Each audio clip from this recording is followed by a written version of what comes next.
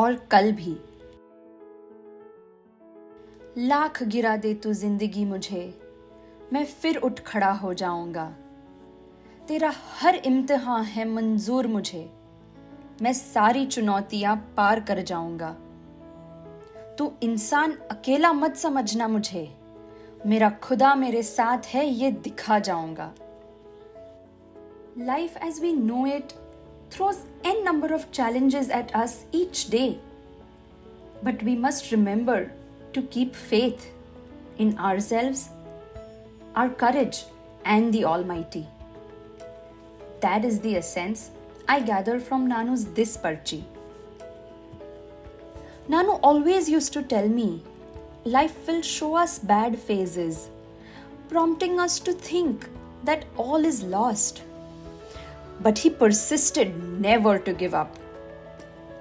An incident he once narrated has remained with me forever. Nanji Bhai Dhulji Bhai Desai, a pan-chewing, dhoti-clad, middle-aged man of average height, slim build and uneven set of teeth. A scrap dealer, he lived on the second floor in the same building as Nanu's, with his wife Mandodari and two sons Vishal and Virat. I clearly remember him because I would always see him either in the parking lot or sitting at the nearby tea shop. Nanu used to call him ND. His views on education were very strange. Hare, formal education is a waste of time, Gautam bhai, waste che. What my sons will learn on the streets of Mumbai will help them more. આ બધું degree ફિગ્રી કોઈ કામનું નથી. It's not going to help. It is a sheer waste of time. Nanu would keep quiet because there was no point in arguing with him. In the 1980s, Nanu's house was one of the few in the building with a telephone connection, prompting many neighbors to come in to make and receive calls, Endi Kaka also being one of them. He would usually come over in the late evenings. Nanu's family would be having dinner then, but Endi Kaka would have no qualms of disturbing the family at dinner. He would promptly settle on a chair next to the phone and begin to converse in a loud, booming voice. He had the most bizarre way of saying hello. It would sound something like hello. And when, due to some connectivity issues, he would have to say hello multiple times, it would come out as hello, hello, sounding as if he was desperately asking someone to bring something, as lao in Gujarati means to fetch something.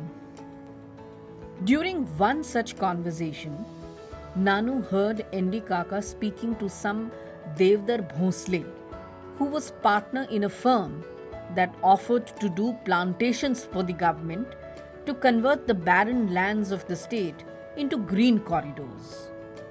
The firm was riding high on the promise that pollution is rising and wood is becoming a scarce commodity in India due to deforestation.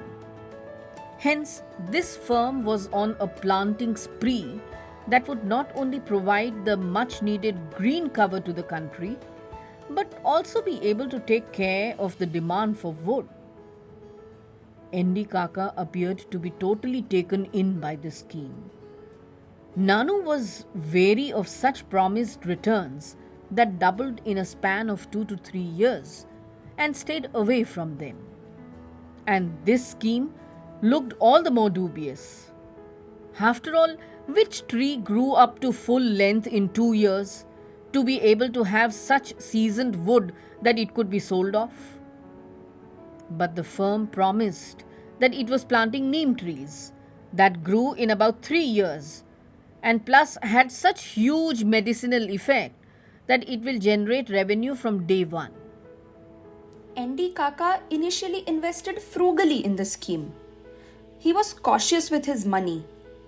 But when, within a span of 1.5 years, his money was doubled, his family's joy knew no bounds. The call frequency to Deodar Bhosle increased, and with that increased Nanu's doubts as well. He warned Andy Kaka, but in vain. The sheer greed of doubling the money reached its pinnacle when Andy Kaka pawned all of his wife's jewelry and borrowed money from the market to raise an amount of 4 lakh rupees. Andy, આ તો શું કરે છે? What are you doing? This is just too risky. How can you trust these firms? Asked Nanu. Arey Gautam Sheth, they have doubled my money twice. Since May 83, I have been investing in this company. And 2 times બે વાર મારા પૈસા double થઈ ગયા. Double.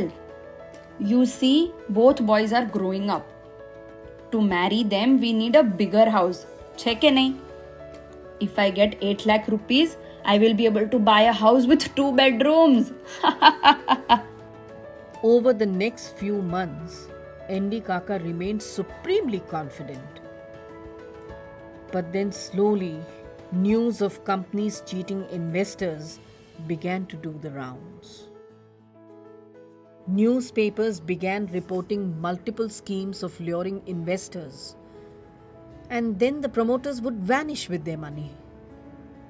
Andy Kaka's confidence began to ebb. His phone calls decreased. He became nervous and fidgety and would wait for hours at Nanu's house to get the call from the elusive Devdutt Bhosle. Andy Kaka called up every possible number listed on the company's letterhead. But there was no answer. The company had gone bust. Andy Kaka's woes were just beginning. The creditors demanded their money now. Ugly scenes of shouting and humiliation followed suit. There was no way in which he could repay his debt. Andy Kaka became a laughing stock of the building. Everyone was of the opinion that Andy Kaka was greedy. So theek hai, now face the music. It came as no surprise when Andy Kaka sold off his flat and the family moved away quietly one night. Even the neighbors weren't informed. They were in no position to show their face to anyone, so had to go like this. That was the popular verdict in the building. As years rolled on, almost everyone forgot Nanji Bhai Dhulji Bhai Desai and his family. Life in India's commercial capital is exacting, hectic, and makes one pretty insensitive.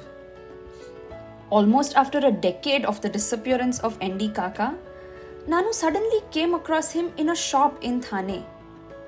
Nanu had to collect money from a dealer's friend who had a grocery shop. The shopkeeper welcomed Nanu, offered some tea and counted the money. As Nanu was leaving, the shopkeeper smiled and said, "Bas काय Gautam Sheth, कसे आहात तेवढं तरी विचारा. At least ask me how I'm doing."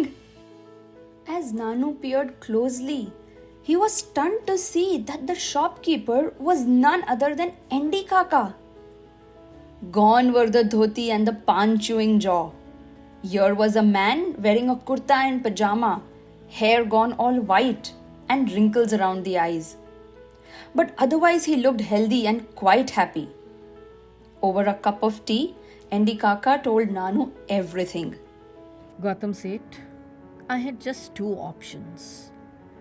Either give up my life and leave my family in complete despair, or return each and every paisa that was due to my creditors.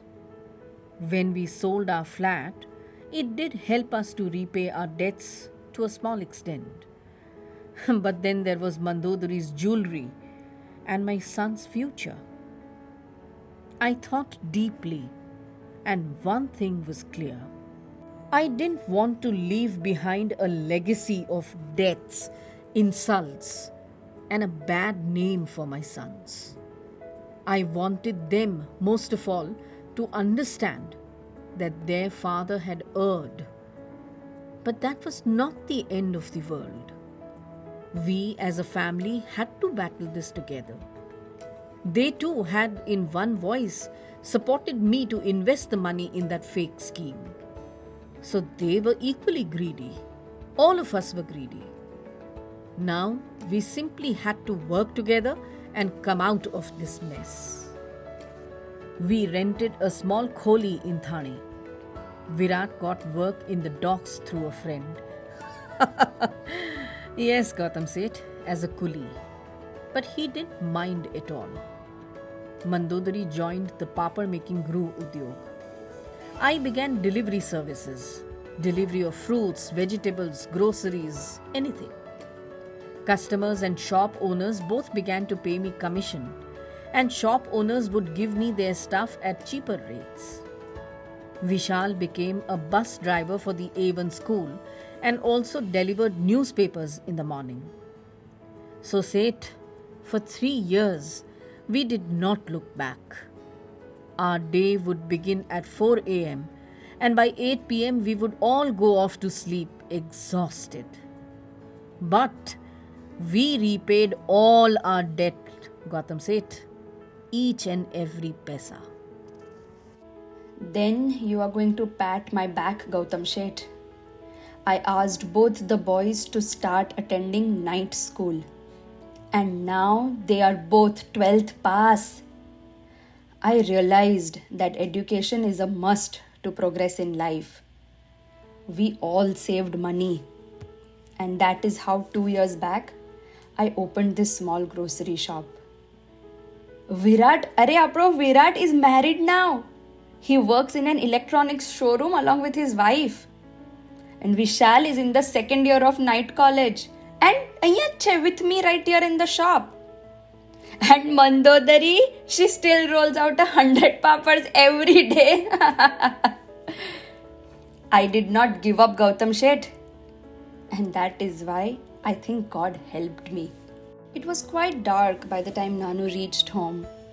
Ma was very worried. But Nanu had a smile on his face. A smile of satisfaction, of respect, of conquer. It was this incident that prompted him to always advise me. Never give up, little one. Never. Lakh गिरा दे तू जिंदगी मुझे, मैं फिर उठ खड़ा हो जाऊंगा. तेरा हर इम्तिहान है मंजूर मुझे, मैं सारी चुनौतियां पार कर जाऊंगा. तू इंसान अकेला मत समझना मुझे, मेरा खुदा मेरे साथ है ये दिखा जाऊंगा.